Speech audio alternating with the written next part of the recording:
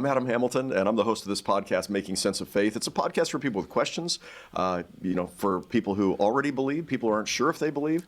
A great place for us with transparency to talk about questions of faith, and really glad you're joining us today. Today we're going to be talking about the Holy Land, Israel, Palestine. We're going to be talking about how it shapes, when you visit there, how it shapes how we read and understand the Bible. So archaeology and geology and geography all come together to be able to help us understand the Bible. And I think everybody should go to the Holy Land at some point in their lives. Whether you're a person of faith or not, you go there and you find amazing history. You have a chance to see a place where Christianity, Islam, and Judaism all come together. Absolutely. And it should be on your bucket list no matter who you are. Mm-hmm. Probably not in the next couple of years. So I'm here with Bill Gepford. Bill Gepford is a pastor here at Church of the Resurrection. He is the location pastor of our Resurrection West location. And Bill, you grew up here at Resurrection. When did I become your pastor? I was in kindergarten, so I was about 5. Dang, that makes me feel super old. But really glad you're here today. So appreciate Bill. He's done such a great job here. He and I both went to the same seminary, though a few years apart, Southern Methodist University down in Dallas for our graduate degree. And you've been with me to the Holy Land, too. Why don't you say a word about what it was like? You've been twice. You were there in seminary. Yeah. And then you were there in when we went together as a group of leaders here. Yeah. Yeah, it was amazing. In both times, I got something different. One time in seminary, we focused more on the history and the intellectual side alone, without kind of what does this mean for us. Going back with people and as a pastor and with a congregation really helped me focus on how do we connect the intellectual side that's so important with what does this mean for us as people. Yeah, it was powerful. Yeah. Well, the Holy Land, in case you don't know, or Israel, is a very small country. It's 1/10 the size of Kansas. So if you think about that, 10 Israels would fit in the size of Kansas. And it's really divided into two, in some sense, well, more than two sectors, but in essence, Palestine and Israel. Right. And that, of course, points to some of the conflict we're going to talk about in a few minutes. Right. But and when you're there, it starts at the north with Mount Hermon. So you've got snow on the mountains. You come to the south and you're in desert, all in a very short, just in 200 miles. You traverse a couple of mountain ranges. You've got the valleys. You've got, it's really something. When you were there, what was it that, the first time you went, how did you feel? I think it was a powerful sense of locating the beliefs and the stories that I knew in something that was tangible. Literally tangible in this case. Yeah. It gave me a foundation of understanding the story differently, and also a lens that I needed to perhaps re-examine some things that I already knew. I'd read the stories of Jesus' birth since I was a child. Yep. And yet seeing, Nazareth looks differently than the nativity set I had growing up. Yeah. Or Bethlehem feels differently than kind of the idyllic stories I read. It was not only a chance to learn more, but also a chance to say, I need to continue to learn. I need to continue to re-examine and grow in my faith. So it was powerful. Yeah. The first time I went, probably 25, almost 30 years ago, LaVon, my wife, went with me, and we're walking through, we're visiting all these cities, and I was not in charge of anything. I just went to observe. And I loved archaeology. I could tell you the history of the Holy Land. I could tell you the geopolitical history, all of that, and, know the Bible pretty well. And I was just dumbstruck while I was there. I couldn't speak. LaVon's like, "Are you sick? Are you okay?" Mm-hmm. And I'm like, "No, I just am. My mind is blown." Right. Because first of all, you realize these stories that you've read, they can, the biblical stories, they can sound, they begin to be like stories, just stories. Right. Maybe you believe them, but at the same time you think, well, they're stories, and then you get there and you find out, no, these are real places. Right. And there were real people who lived here, and then the way you picture it in your mind, with a good book, you always picture things a certain way in your mind. But here you're walking into the Bible, and all of a sudden, there's the Sea of Galilee, and it's not the way you imagined it looked, and there's the Jordan River, and it's like, wow, you step into the Jordan River to remember your baptism, and it's like, this is not at all what I thought it was like. And it's way colder. Yeah, we always go in February or March because the rates are the cheapest to go at that time of year. But it also means when we take people into the Jordan River and we go near the Dead Sea, which is most likely where Jesus was baptized. And so it's on the southern end. But when we're there in February or March, I think we were there in March. Yeah. It was probably 65, 68 degrees ambient temperature, and the water was probably about 63 or 64 degrees. And most people, you can, the way we make it possible, you can step into the water, just your feet, and we'll remember your baptism with a little sign of the cross. Or you can actually rent a robe for $10, or you buy the robe for $10, and you get all the way in. And so some of us have to get in the water to be able to remember people's baptisms. And we take these huge groups of people. So There was like 500 people. well, not quite that many, but there was like 250, I think, on that trip. Numbers, come on. Yeah. So there was like 250 people there, and there's 3 stations, and we're getting in there, and I'm like, I'm too old for this. You're standing in the water for an hour and a half, and by the time you get out, you're chilled to the bone. But at the same time, it's so amazing. The Jordan River is. It's like 25 yards across, if that. It's not nothing. even maybe. Yeah, it's and on the other side you see soldiers, Jordanian soldiers with their weapons, and on the Israeli side there are minefields around there, and then you step out in the water. But I remember the first time I did that, I stepped in and I was by myself that time, and the clay, oozing through my toes. Yeah. And the water is very colored by the clay. It's kind of a murkish. Yeah. It's not dirty. It is dirty. It's the clay. It's the sediment. Yeah. And it's not that deep. It's really chest deep. And I walked in reeds all around, and I thought, this is what Jesus and the disciples felt. I mean, it's suddenly you read the baptismal story, but you're in it. Right.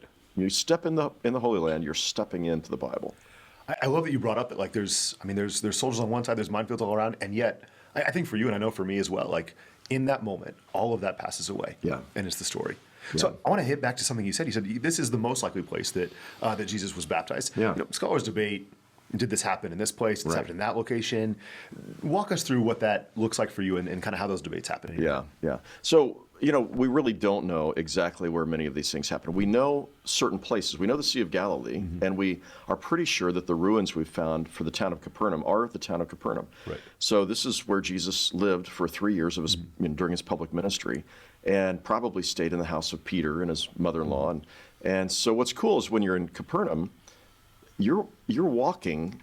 Jesus, if he lived there certain portions of 3 years, wherever you walk, you're walking where he walked. Right. I mean, that's just really amazing. But again, you go to the baptismal site. Well, was it here, or was it a mile north, or half a mile south of here?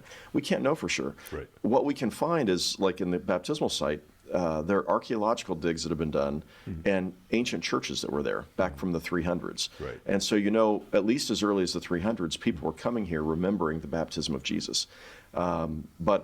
But again, on a lot of these places, where Jesus was born, we know that the location where the Church of the Nativity is in Bethlehem is built on top of a cave. We'll talk more about that in a minute. But we know that from the 2nd century, from the earliest writings about people coming to see where Jesus was born, that's where they went. And the Romans built a pagan temple on top of it to dissuade Christians from coming to this place. So it's got a pretty good likelihood that some cave somewhere right around there might have been where Jesus was born. So you can, in all of these places, you go, okay, it might not be exactly this place, but somewhere near it. And it's still, again, it just anchors the story. You go, okay, these, again, were real places. These were people. When you look at these places, you see it differently. You read the story differently. It gives you a new interpretive lens for reading Scripture. So I want to go off script for a second here, because you talked about the 3rd century, and we started building some of the earliest churches in the 3rd century. I'd love to hear, just so you could explain to people a little bit, like why things shifted from the earlier Roman, trying to discredit Christianity, but also what does it look like to be now 1,700 years of Christians have made a pilgrimage to this spot? How does that change things for you? Sure, and let me correct something there that I said. So the sort of major churches started being built in the 300s with the Emperor Constantine's mother, Helena. But there were house churches before that. So if you go to Capernaum, you see evidence of house churches that go back probably, you find the remains of a house that a church was built on that's thought to be the place where Peter and consequently Jesus was a house guest with him there. So you can find these churches, these very primitive churches built before that. What was your question again? Sorry. There's been 1,700 years of Christians going to this spot, and I think we all kind of know, like, all right, these are places we feel really strong about, and these are places that maybe there's less evidence for, but still, for 1,700 years, Christians have stepped into this room, into this church, into this chapel, and said, "Wow, I love this story." Well, and that's where you see, so you walk into, say, the Church of the Holy Sepulchre, which is originally built in the 300s, was burned or destroyed and rebuilt. But it's the place where Jesus' tomb was, and presumably he was crucified somewhere close to that. Yeah. And when you walk into these places, you've got tile mosaics, you've got frescoes. Sometimes you've got brass lanterns, you've got a whole lot of accoutrements to the Right. story, or accretions that are added to this. And so for a lot of people, they get turned off by that. And then there's people trying to sell you trinkets as you're walking in, Yeah. and so a lot of people, they just get undone by that. I'm like, okay, you have to be able to shut that out. Yeah. You have to be able to so either take it all in, take it all in, because it does represent the faith of, 1800, 17, 1600 years of Christians coming there, and they've all added their mark. And so Right. there's something powerful about the fact that people came to pray and remember the story here for 1700 years. In some cases, they were coming to these sites long before that. Right. And at the same time, to be able to block out some of that and just go, okay, somewhere in this vicinity, like on the Church of the Holy Sepulchre, somewhere there's a rock outcropping at the top of that. You go up steps, and it's thought, well, this is where Christ was crucified. Well, here or somewhere close by. And just to take that in, you kneel underneath the altar. Yeah. You touch the rock Yeah. that's there underneath it, and you just go, I don't know, it anchors the story. Absolutely. So let's talk about the Christmas story a little bit. Yeah. So you talked about this Sunday. Tell us more about Mary, about where she's from. Yeah. So Mary's from Nazareth. Now, if Yeah. you read Matthew and Luke, tell two different stories of Christmas. Matthew's story, you'd think Mary was from Bethlehem, but Luke's account is really clear that she's from Nazareth. And even in Matthew, the Holy Family ends up in Nazareth, and that's where Jesus grows up. So Nazareth today is a huge city, well, huge by standards there. It's a city of between 70 and 100,000 people. But in Mary's day, it was a town of maybe 500 people. Some debate maybe a little more than that, but it wasn't listed in the names of any of the cities in the Galilee at the time. This is in the north part of the Holy Land. It's the Galilee. It wasn't listed as a city there.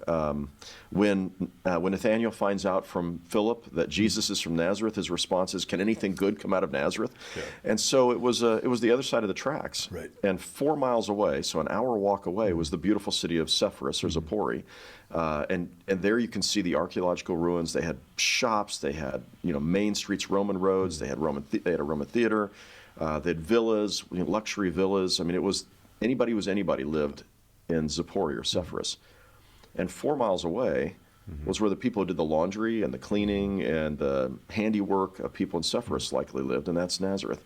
And when you get there, archaeologists have found there's a whole network of caves there, and it appears as though people lived in caves. At least some of the people in Nazareth lived in caves, which was the cheapest form of housing at the time. I mean, it was as long as you could buy the land, the housing was already free. You could knock out, with a pickaxe, you can knock out that soft Jerusalem limestone that's there, the limestone in the Galilee, and so one of the things, and then the Church of the Annunciation, where Mary is built on top of the place where tradition says Mary was Mary's home. Was it that cave or was it another one? But it's a cave, a grotto, and you realize, Mary is living in a little village that nobody even mentioned on the maps, Right. out of which nothing good was thought to come. Yeah. Maybe living in a cave. Jesus raised in a home that was in a cave. This is like a first century, trailer park or something. The least expensive form of housing that people could live in. And this is where Mary lived. And that changes your reading of the story a little bit, I think. Right. I grew up hearing about Nazareth, hearing about that. I assume they must be majestic, beautiful, idyllic places. Yeah. And then you walk into a cave and you go, oh no, this is the humility that God chose to be born into. It's powerful. That's exactly right. And when God chooses a young woman Right. to bear the Christ, he doesn't go to Sepphoris with all the beautiful people. No. He comes to Nazareth, Right. where there are people. And one of the things I shared in my sermon Sunday, there was a woman in our congregation a number of years ago. I was telling the story about and showing pictures of Nazareth and the caves, and and the fact that these were people who were looked down upon. They Right. were the people on the other side of the tracks. And God chose Mary from there. And this woman said, she was an attorney in our congregation. She's passed now, but she was an attorney in our congregation. And she said, when I was a kid, she said, I really identify with Mary. When I was a child, our family was dirt poor, and we lived in a sort of dilapidated trailer park. And she said, we'd go to school with, clothes that were hand-me-downs. We didn't always, we weren't always the cleanest kids in school. And she said, I remember in elementary school, the children making fun of me and teasing me and calling me trailer trash. And you could tell, even though she was a successful attorney at this point, you could tell she winced when she talked about this, and there was a continuing pain she carried with her. And she said, I feel like maybe Mary would understand what my life was like. And You know, in the Magnificat, Yeah. Mary talks about God lifts up the lowly. He glad you brings brought that up. down the proud, but he lifts up the lowly.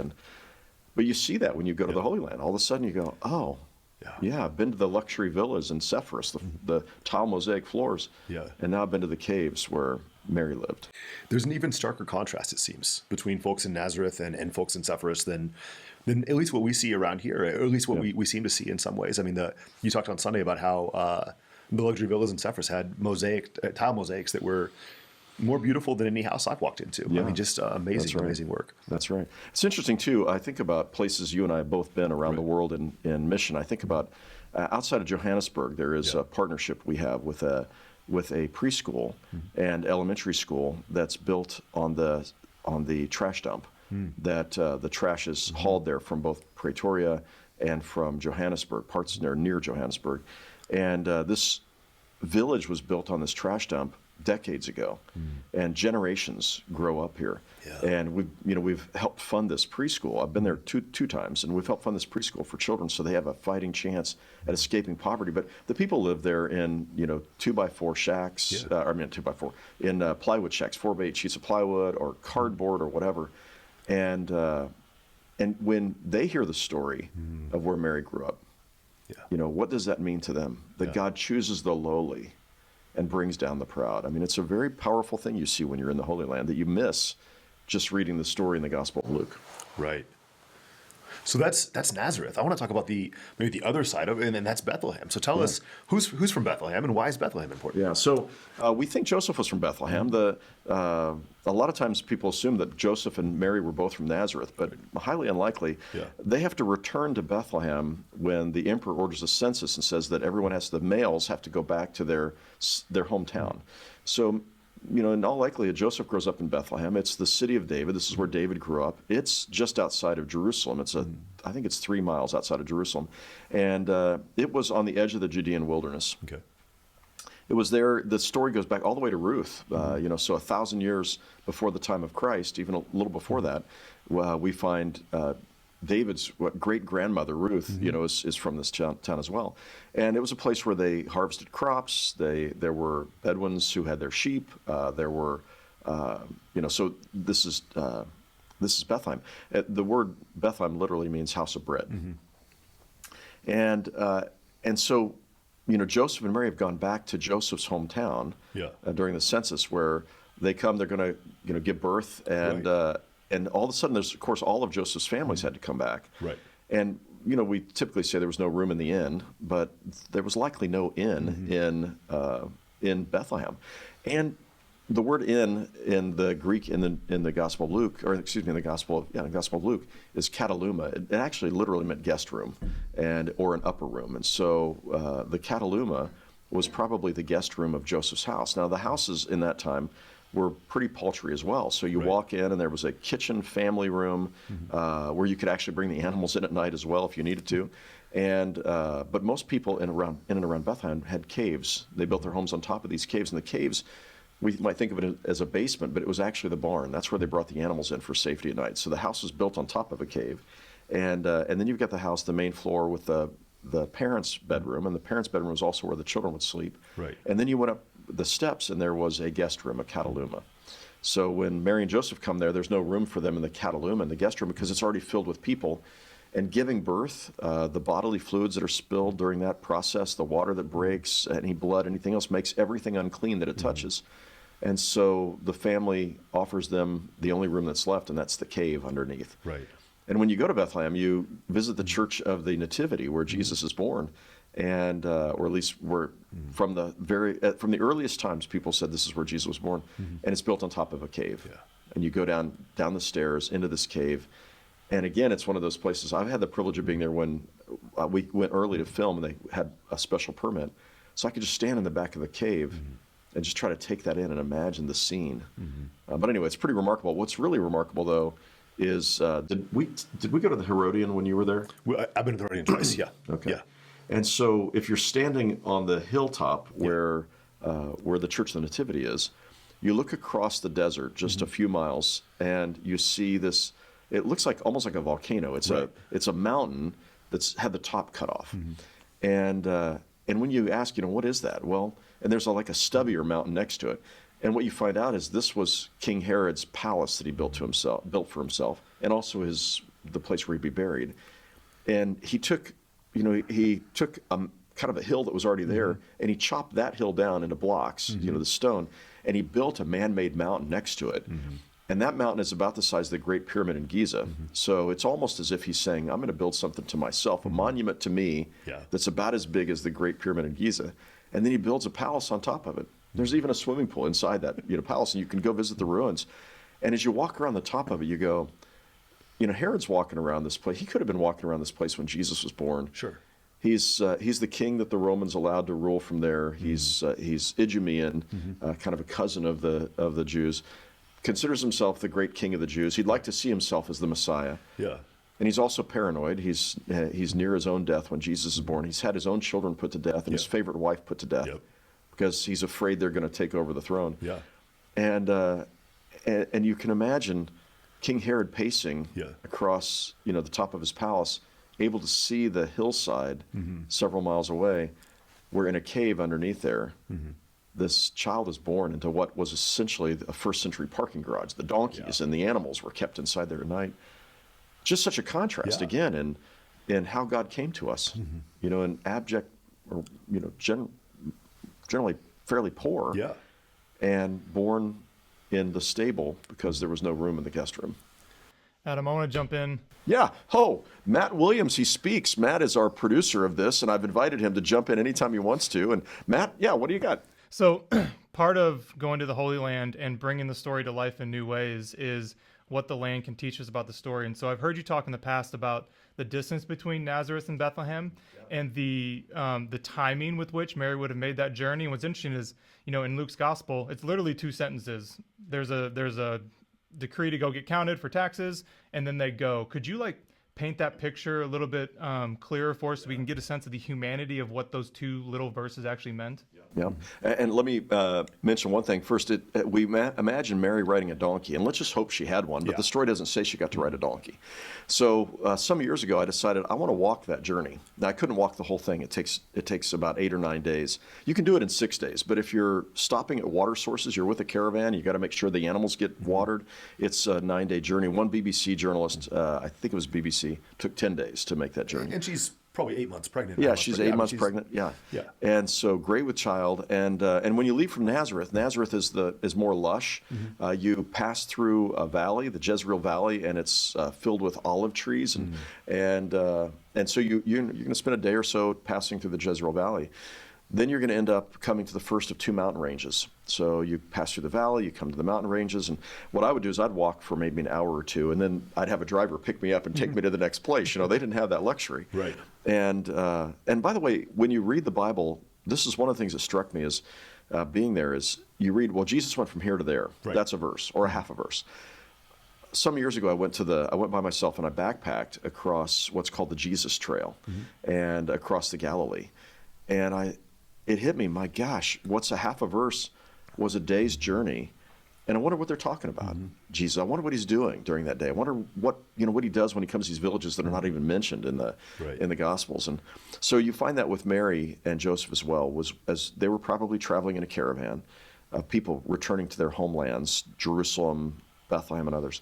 And they're stopping by water sources. So we stopped at the various water sources they might have stopped at.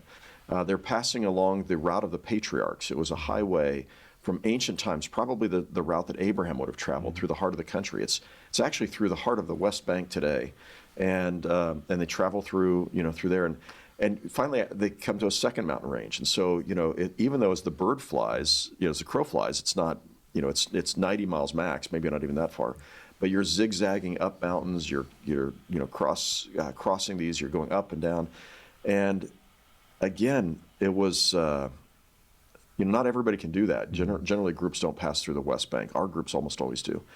But it opened my eyes to what their experience was as they were walking. When they finally come into Jerusalem, they come over the mountain range and they see the holy city and the temple there, and what that must have felt like, and what their hearts would have felt like, and the place where they'd gone to every year when Jesus was growing up, they would go there. Mary and Joseph had gone there as they were growing up, and finally coming to Bethlehem. And this small little village, and finally arriving home after a 9-day journey, exhausted. again, there's just so much more to the story than what you see. Thanks for asking that, Matt. So as you talk about that story, it picks up a question for me, is that these were people that we look at as great heroes of the Bible, of course, Mary and Joseph, and yet they're walking through their own heroes. They're walking the path of the patriarchs. They're going back to Bethlehem, which is the story of Ruth. It's the city of David. I just love that image of we're going on a pilgrimage in the same way that in some ways this probably felt a little bit like a pilgrimage for them at times. Or I love that we're stepping into that. Well, this is why too. If people go to the Holy Land, whether they're people of faith or not, if they go there, they need a good guide. Yeah. I was in Capernaum, which is amazing. I was sitting in the ruins of the 2nd century, 3rd century synagogue that was there, but it was built on top of the place where Jesus. So many great gospel stories happened in that synagogue. And there was a group that came with they had a tour guide, and they were not, with any religious group. They were just people who came. And I was just sitting there reading my scriptures, and I was by myself, and I listened to the guide, and he said, well, Jesus, was here in this town, and he spent some time here, and, so why don't you just go explore? And I'm like, no, don't just tell them that. Tell them more. And they all started to get up, and there was a couple who was sitting in front of me, and I said, how's your trip going, and where are you from? And we started talking. I said, so what are you getting out of this? They said, well, we feel like there's so much more we're supposed to be getting, but we just don't know. And I said, well, could I just tell you what happened here? And so I opened up the scriptures, and I just described these stories that happened here. And over there is probably where Jesus' home was, as near as we can tell. And these are the events that happened here. And by the time we were done, they were in tears. They were like, in this 10 minutes with you, we got more out of this story than, more out of being here than we've gotten in the entire trip we've been here. Thank you so much for, can we take you with us? I'm like, no, I'm sorry. But that's why, here at Resurrection, we take trips. The next one we'll take won't be for a few years because of the conflict, which I think we should talk about next. But when we take them, they sell out within like a minute, and we have, a couple hundred people go, because there's something about having people who can help you understand the story, and here's what to listen for and look for. And one of the things I love that we do is we don't just teach people, here's what happened here, but we try to help people experience it. So we take hikes. We hike down Mount Arbel, which I picture as, maybe where the Sermon on the Mount happened. There's another church that's on a different hillside that's associated with that. But, or going into the water at the Jordan River, or going out to the wilderness where Jesus was tempted for 40 days, and sitting people out there for an hour by themselves. And to read the temptation stories, and then just to overlook the valley, which is sometimes called the Valley of the Shadow of Death, Wadi Kelt, where there's this steep drop-off. You'd die if you fell off the edge of this cliff. And you scared me when you were preaching in front of it. I know. People kept like, "Don't come over, don't get so far back." And there's a monastery built into the side of the mountain there. And anyway, but our goal is to help people have experiences, but also to teach them, and then to think, what does this mean for us today? I want to get to the conflict, but first I've got to brag on you a little bit, because you said, we can't always go with you.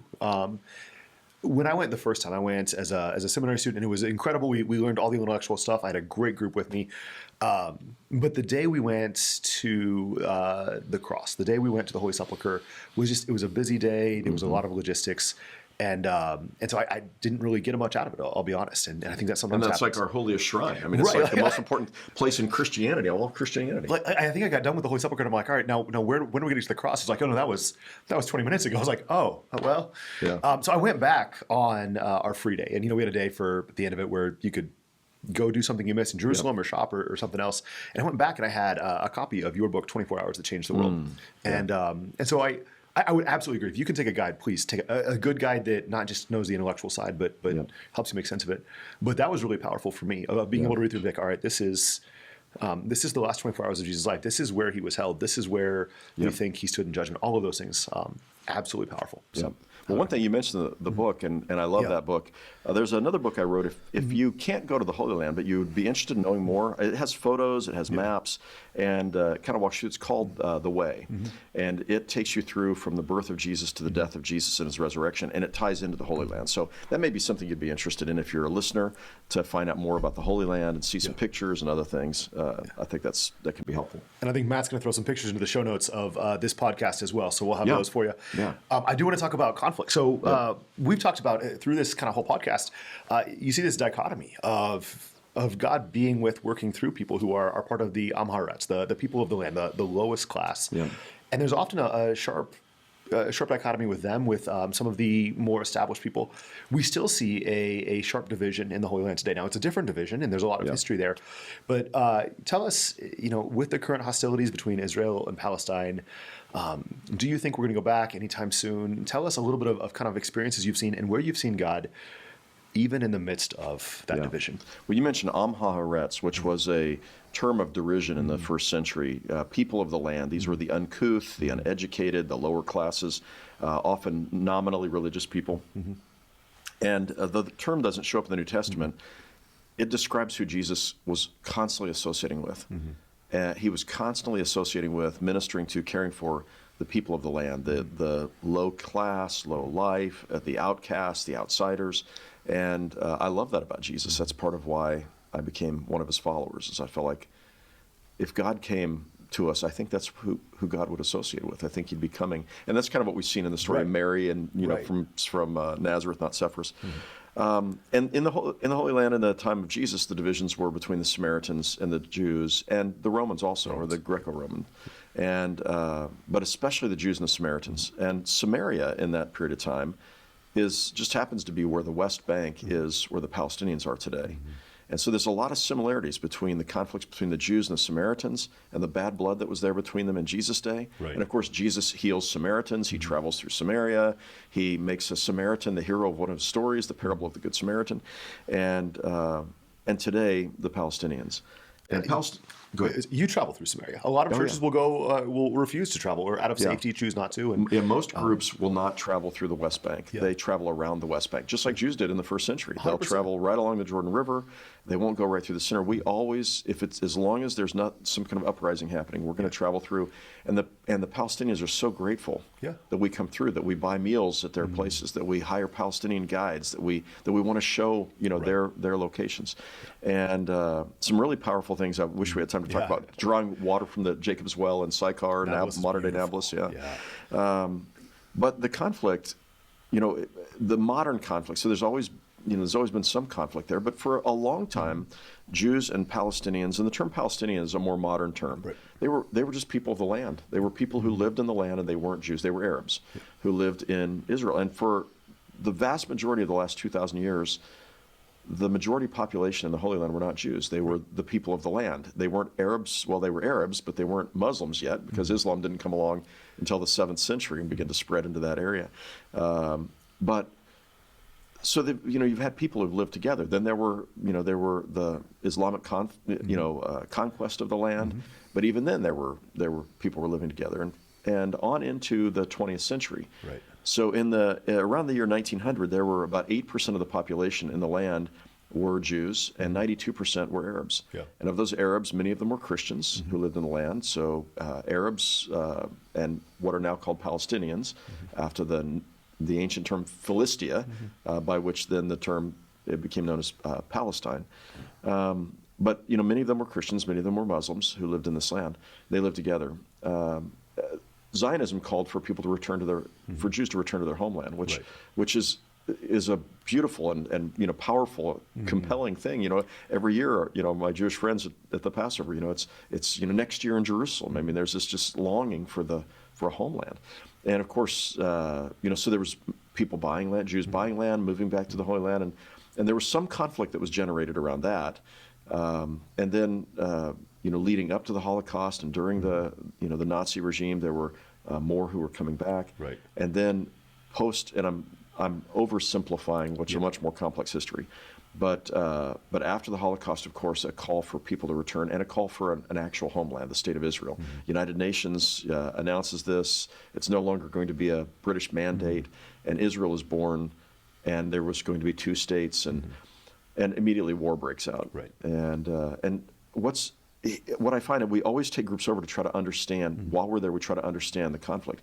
I have them meet with Palestinians whose families have lived there for hundreds and hundreds of years, describing their feelings of having their land taken away and finding themselves in refugee camps, and their take on the story is so very different than the take on from Israelis. And often Israelis and Palestinians don't have conversations with each other. There are groups that bring them together, but there are many who've lived there their whole lives and had no conversation with a Jew or with a Palestinian. And you begin to understand, the pain when you try to walk in people's shoes. And we meet with Palestinians, we meet with Israelis, and I can't think of a person in the more than 1,000 people I've taken over who've met with Palestinian Christians and heard their stories, who didn't come away going, I didn't see the story that way. I did not understand. Right. And to try to understand, what does it feel like to be treated as second class in a land that your family's been in forever? And the closest thing we can think of in America is what happened to Native Americans. And so, when we look at what happened in October of 2023, and Hamas has been on the one hand, they're doing humanitarian work among the Palestinians, and on the other hand, been willing to use suicide bombs and all kinds of other things to be able to fight back against Israel, the quote occupying power.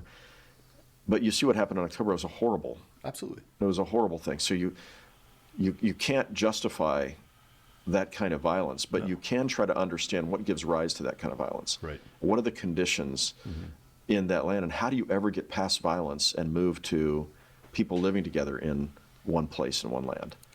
And that's where listening, to be able to listen, to hear people's stories becomes really important.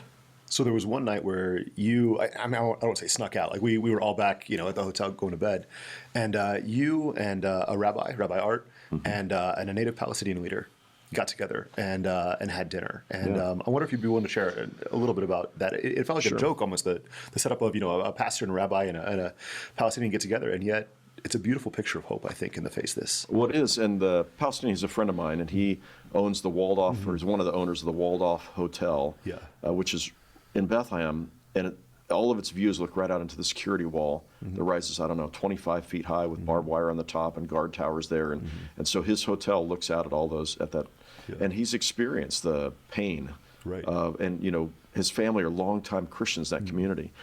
And he'd open up a new restaurant, and he said, why don't you and the rabbi come over and we'll have dinner together? And his wife and his children were there, and it was interesting to have the conversation back and forth.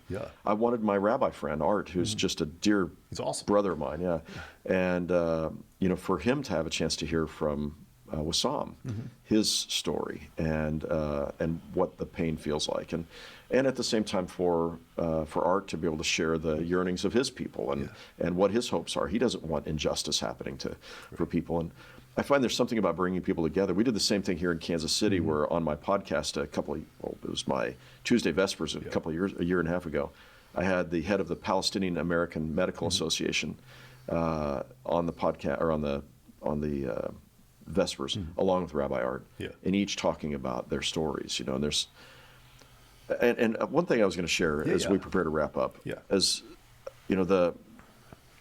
it's not as simple. You can't point to one group and say those are the bad guys. You can try to understand, what would it feel like if I lived, say, in Bethlehem with a 25-foot security wall and barbed wire and security towers watching over me? What would that feel like? And this is my family's land forever. Or my land was taken away in 1948 or in 1967, and now I live, as a refugee in Jordan or somewhere else. And the challenge is, what you'd ideally think is Israel should be a democracy for everybody. The challenge is that if all the Palestinians were able to come back and all the Palestinians were able to vote, you'd have 2 million more Palestinians than you would have Israelis, and so then there's a concern it's no longer an Israeli state or a Jewish state. And so it's a complex, complicated, how to find a solution sort of issue. And my heart, I feel great pain for the Palestinian people. And any Christians in the Holy Land, almost all of them are Palestinians. I feel great pain for both Muslim and Christian Palestinians and what they've experienced. And I've watched how they've been treated. And I feel pain for Israelis who don't want security walls and want to live in peace, but can't quite figure out what the solution is to make that happen.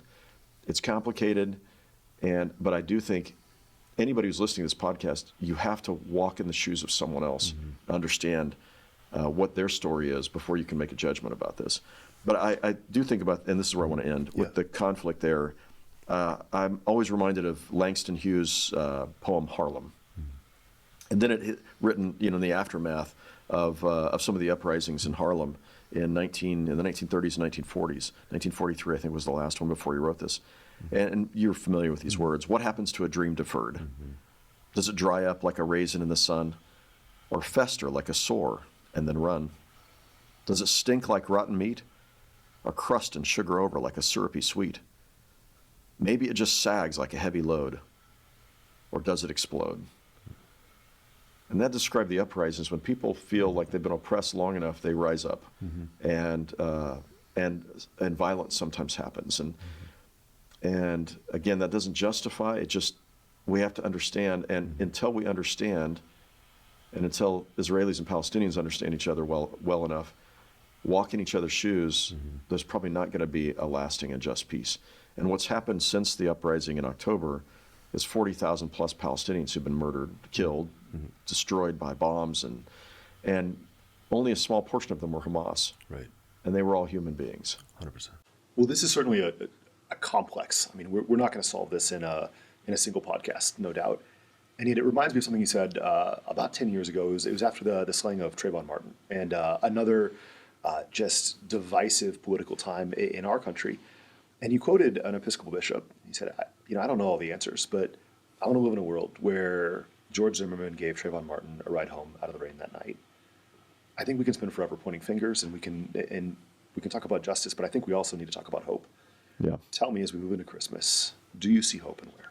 Well, I do see hope, and I think, first of all, Christmas is this message of light in the midst of the darkness, and this promise of a Prince of Peace. And as I look at that, I think that's a promise of what Christ does in our hearts. When we think about how the kingdom of God comes, it comes, I believe, one heart at a time, one person at a time. And so it's looking at, what did Jesus say? What did he teach? How did he live? How did he die? How did he rise? And in all of that, we find, well, I love how John says it, and this is what we celebrate on Candlelight Christmas Eve. The light is come into the darkness, and the darkness could not overcome it. And I love how the prophet Zechariah said this, and I might have said this in a previous podcast. We are prisoners of hope. This idea that we believe that God has come to us in Jesus, that when Jesus gets a hold of our hearts, the Holy Spirit begins to change us. We are called to love our enemies. We are called to listen to one another, to understand where somebody else is coming from, to have empathy and compassion, and to be willing even to sacrifice ourselves to bring about the kingdom of God. And I want to just mention one story. One of our members here at Resurrection, a young woman, college age, I think, went to Palestine just recently. She went to the West Bank. She traveled there. Her parents were scared about what was happening. I met with her and her parents. And she said she was going to live among the Palestinians. There was a whole group of them going, and to be there when the settlers, there are some settlers in the West Bank who have been attacking Palestinians, burning down their olive trees, which take decades to grow.